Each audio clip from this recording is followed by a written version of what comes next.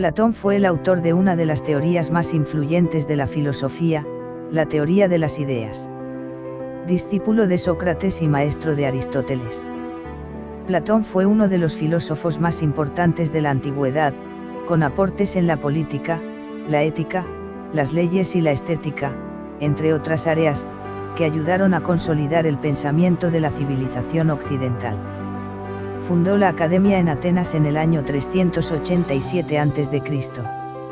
Su obra quizás más conocida, La República, examina la naturaleza de la justicia y la organización ideal de la sociedad. Su pensamiento sigue influyendo aún hoy en disciplinas como la política, la sociología, la filosofía contemporánea, el derecho, entre otras. A continuación, vamos a profundizar un poco más en la biografía de este gran personaje de la historia universal. Escuchemos. Platón fue filósofo griego de fin del siglo V y comienzos del siglo IV a.C. En el momento de su nacimiento, Atenas vive aún su época de máximo esplendor, pero las guerras del Peloponeso contra Esparta, 431 a 404, están minando ya las bases económicas y morales de la ciudad, que caen en su punto más bajo con la condena y muerte de Sócrates, en el 399. Gran parte del pensamiento de Platón se centra en la creación de un estado ideal en el que vuelva a ser posible la convivencia social. Datos sobre Platón. Nacimiento: 428 o 427 AC en Atenas. Fallecimiento: 348 AC en Atenas. Nacionalidad: griega. Conocido por Diálogos de Platón. Infancia y educación de Platón.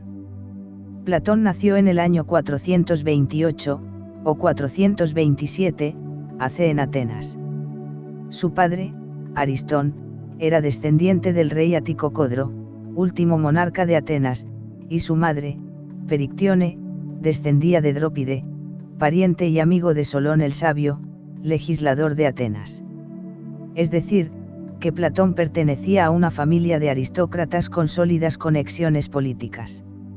En realidad se llamaba Aristócles, y lo de Platón es un apodo que debía de hacer alusión a su prestancia física.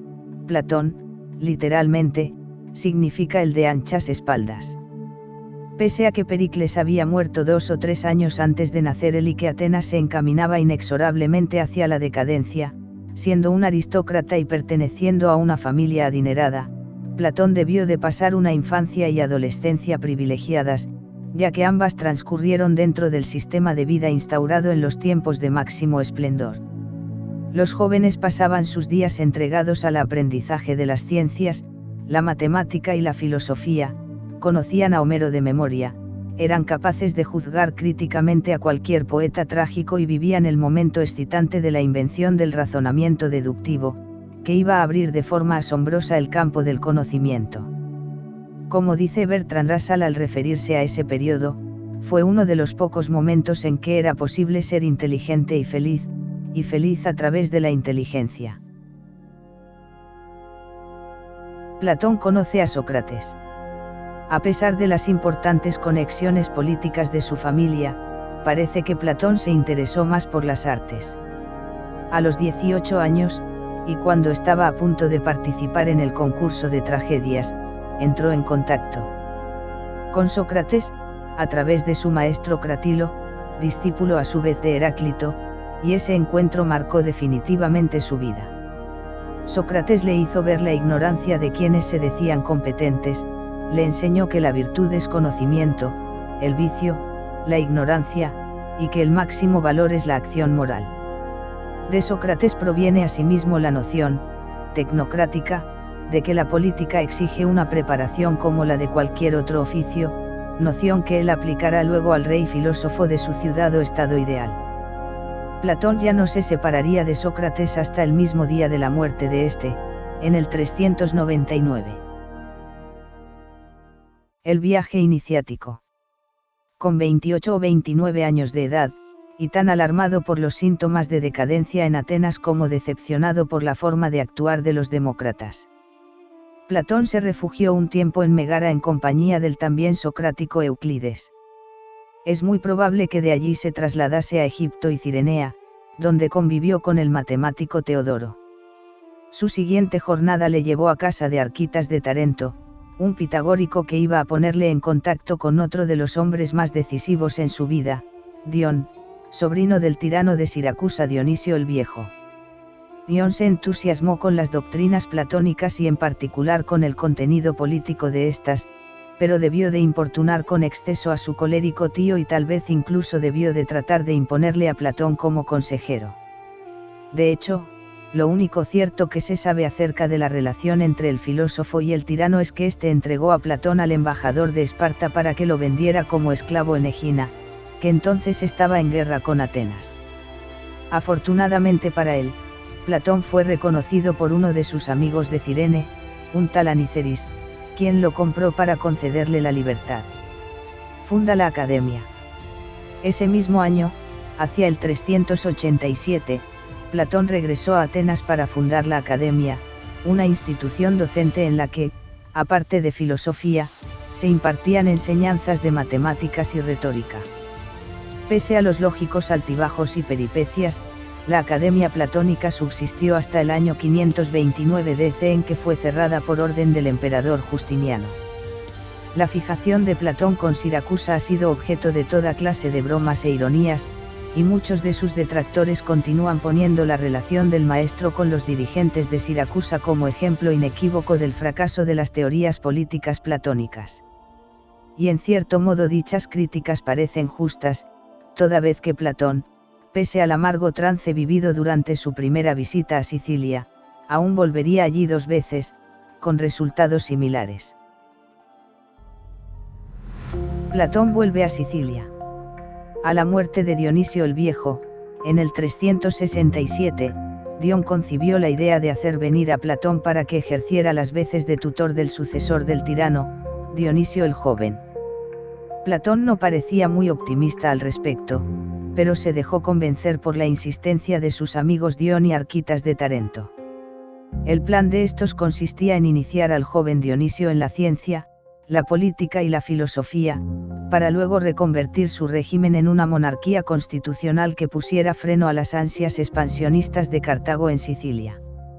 El primer regreso de Platón a Siracusa tuvo lugar en el 367, es decir, cuando contaba ya 61 años de edad, pero su estancia allí no fue muy fructífera, porque las tensiones entre Dion y Dionisio el Joven se resolvieron con el exilio de aquel y un virtual arresto domiciliario de Platón, que hubo de ser rescatado por Arquitas.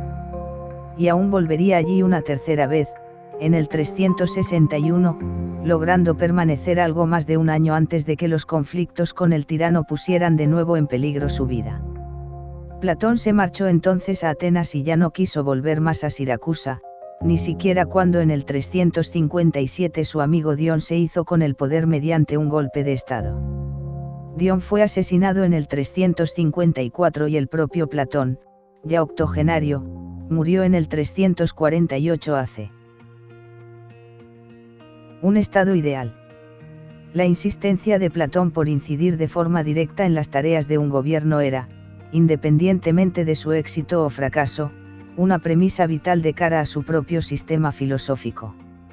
En principio, su obra es una continuación de la de Sócrates, hasta el extremo de que los primeros diálogos parecen una fiel reproducción de las enseñanzas de su maestro. Pero cuando empezó a formular la más sonada y discutida de sus teorías, la de las ideas, a Platón se le planteó la necesidad de perfilar el estado ideal. Siendo un aristócrata al que le había tocado vivir la decadencia de Atenas y visto lo que una democracia era capaz de hacerle a un hombre como Sócrates, no es extraño que a la hora de imaginar una situación en la que la paz y la concordia social imperasen por encima de cualquier otra consideración, Platón volviese su mirada no hacia la Esparta contemporánea suya, sino hacia la Esparta mítica que Plutarco describe en su Vida de Licurgo. Solo que, a la cabeza de ese estado utópico, Platón no imaginaba a un rey guerrero al estilo espartano, sino a un rey filósofo, es decir, un tecnócrata, dotado de las armas mentales adecuadas para hacer una correcta interpretación de la realidad y que obrara en consecuencia.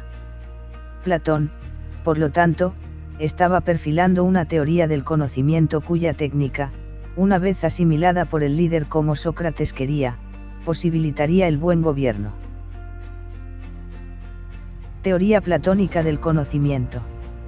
En el Menón, Platón define ya las ideas como la esencia, o verdad, de las cosas. Una verdad que el alma posee de forma innata y cuya sombra o rastro puede ponerse de manifiesto por medio de la observación.